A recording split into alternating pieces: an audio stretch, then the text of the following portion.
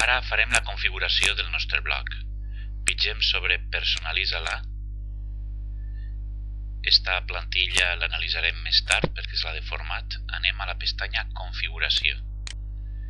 I així anirem pàgina a pàgina configurant les característiques que volem del blog. En la primera pestanya, Bàsic, l'única informació que haurem d'introduir és en descripció del blog el subtítol que volem assignar al nostre blog. Curs de TIC al Cefiri de València, per exemple. La resta de característiques no és necessari modificar-les perquè són perfectament vàlides. No hem d'oblidar deixar les preferències, desar les preferències. I així ha quedat gravat el subtítol. Editorial no és necessari tocar-lo i formatació serà la manera com volem que apareguin algunes característiques de les entrades i dels arxius. Hem de posar-les per intuïció amb normalitat. La mostra és quantes entrades volem als escrits, el format de capçalera de la data, triar la manera com volem presentar la data dels escrits, la data de l'índex, l'índex de tots els posts, per exemple, pot aparèixer amb números, amb lletres, etc. I així també caracteritzar la data i hora, la zona horària, l'idioma. Així és on vosaltres la interfície del blog podeu triar que siga en català, en castellà, àrab, bielorrus, l'idioma que vosaltres considereu.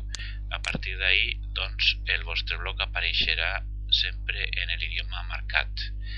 I la resta, convertir els salts de línia sí, és un salt automàtic que se crea de línia a un paràgraf nou cada volta que li donem al intro.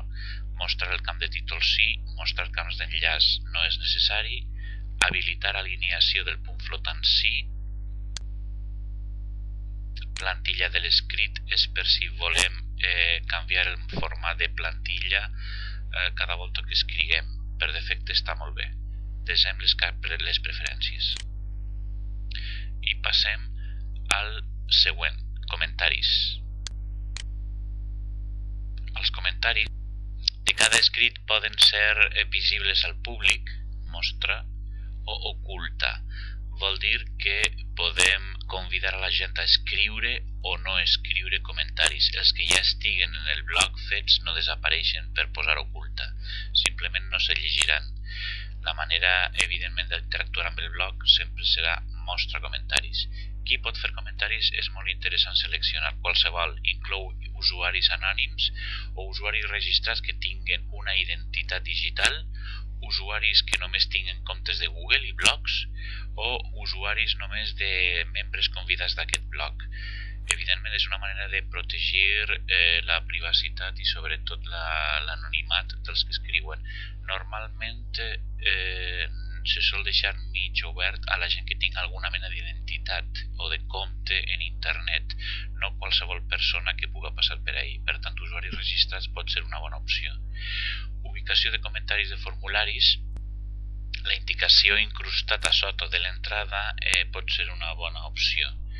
Opció predeterminada de comentaris per a les entrades. Les entrades noves tenen comentaris. Aquesta és una bona opció també. Mireu també el format de la marca de data i hora dels comentaris. Trieu la manera com voleu que aparega la indicació de la data i hora dels comentaris quan s'han fet. Aquesta pot estar bé.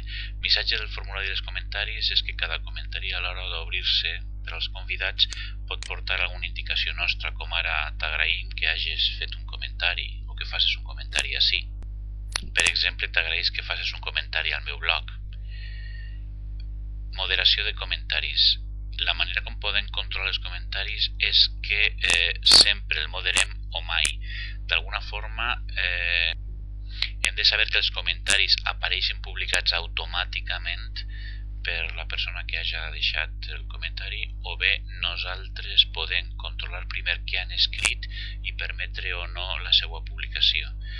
Per defecte, com que hem seleccionat quines persones poden deixar comentaris, deixarem la tria en mai. Mai no moderarem mai els comentaris, però sí que podrem esborrar-los en cas que no ens agraden. Una altra informació interessant és a quina adreça de correu volem que ens envien els comentaris que ens fan, normalment la nostra adreça amb la qual hem obert aquest blog. Així rebrem també per correu, si ens interessa, els comentaris que ens hagin fet. Mostra la verificació de paraules per als comentaris? Sí. Mostra les imatges del perfil en els comentaris? Sí. I finalment, correu electrònic per a la notificació de comentaris.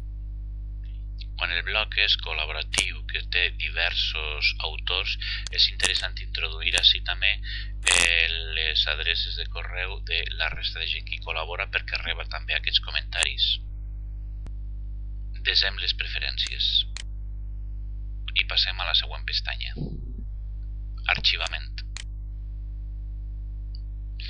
La freqüència d'arxivament, com volem que aparega en la barra de navegació, que siga mensual, per defecte està molt bé i no cal habilitar res. Desem les preferències. Canal del lloc web no és necessari. Així, a correu electrònic i mòbil, nosaltres podem deixar fins a 10 adreces de correu electrònic de gent que vol seguir els nostres comentaris o les nostres entrades de blog i que rebrà automàticament aquesta publicació.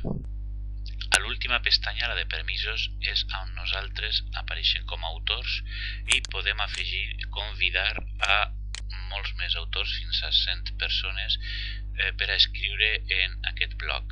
Aleshores, quan vulguem crear un blog col·lectiu, convidarem els nostres companys a escriure en el blog enviant-los un missatge.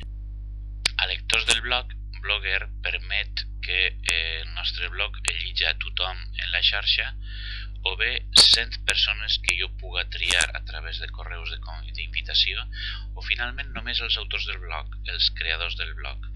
Normalment els blogs solen ser oberts al públic i per tant deixarem per defecte tothom. Ja està configurat inicialment d'una forma bàsica el nostre blog.